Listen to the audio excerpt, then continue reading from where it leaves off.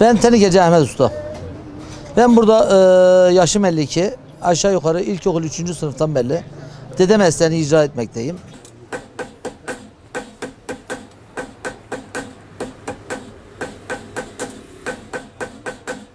Ben burada 3. kuşağım.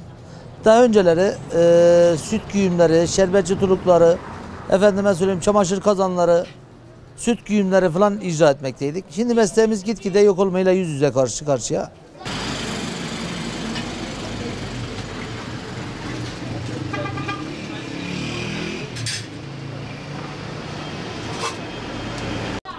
Efendime söyleyeyim. Şimdi şu anda bizim en sık yaptığımız, ekmeğimizi çıkarttığımız tatlı tulumbaları şeklinde.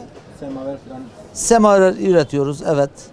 Pikniklerde kullanılan odunla, kömürle yanan semaver üretiyoruz. Kebap mangalları işte. Bu şekilde ekmeğimizi çıkartmaya çalışıyoruz. Gördüğünüz gibi dükkanımız 1,5 metrekare. Burada baba dede mesleğimizi icra etmeye çalışıyoruz. Allah'ın keremine çok şükür. Allah ne kısmet ederse aza kanaat eden çoğu bulur.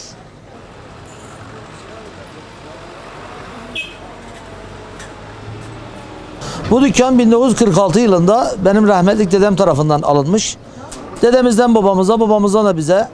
Biz de artı bizden sonra da ne devam eden var ne de mesleği icra eden var. Efendim dükkanınız 1,5 metre dediniz. Küçük, zorlanmıyor musunuz? Yok, çok şükür. Geçinene geçim çok. Dükkanımız küçük ama kalbimiz geniş. Gelen misafirlerimize hürmet etmesini, saygı göstermesini biliriz. Herkesin başımızda yeri var.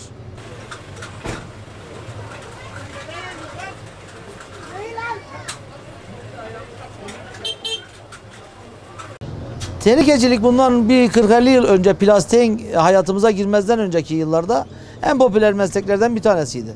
Ama plastiğin işte çeşitli kalıpsal şeylerin üretime geçmesiyle tenikecilik mesleği zamanen ölmekle şu anda karşı karşıya. Şu an eleman yetişti. Yok. Yok. Çünkü almış olduğumuz kazançlar eleman giderini karşılayacak şekilde değil. Onun için de eleman yetişmiyor. Ancak kendi geçimimizi sağlıyoruz. Ancak kendi geçimimizi sağlıyoruz. O da zaten bizden sonra yok.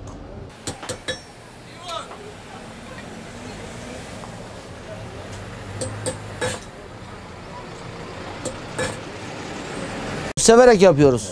Çünkü her insan ne yaparsa yapsın mesleğini severek yapmalı. Sevmeyerek yaptığı işten hiçbir kimse zevk alamaz.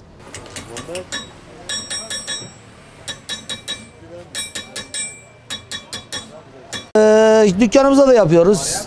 Şehir dışından sipariş alıyoruz. İşte eskiye yönelik şey olduğu zaman kargoyla işte şehir dışına falan gönderiyoruz. Türkiye'nin her yerine gönderebiliriz.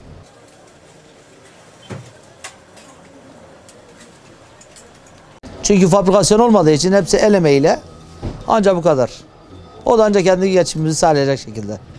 Peki efendim el emeği sanatları son yıllarda gerçekleştirebildiğiniz bir teknolojiye yenik düştü. Evet. Bu anlamda ne söylemezsiniz? Valla bu anlamda teknolojinin yenik düşmesiyle yani bizleri devletin olaraktan efendim kamu kurumlarının yönetimlerin bizleri ele alıp desteklemesini istiyorum. bizlere hayat vermesini istiyorum. Yani çünkü bir insan, bir ağaç temelden gelen bir insanlık. Biz mesleğe temelden başlayan. Yani kalıplaşmadığımız, mesela fabrikasyonlaşmadığımız için bizlere destek verilmesini istiyoruz.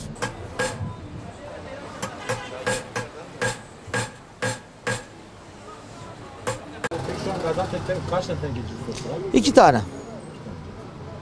2 tane. Koskoca Gaziantep'te. Evet, maalesef. Ne kadar vardı? Daha önce bu çarşı komple tenekeci çarşısıydı. Belki 10 tane, 20 tane dibi dibine tenekeci vardı. Hepsi de durmadan çalışarak iş yetiştiremezdi. Peki şu an Şu anda gördüğünüz gibi geldin geleli siftah yok. 2 tane kişi mi kaldı? 2 kişi kaldık, evet.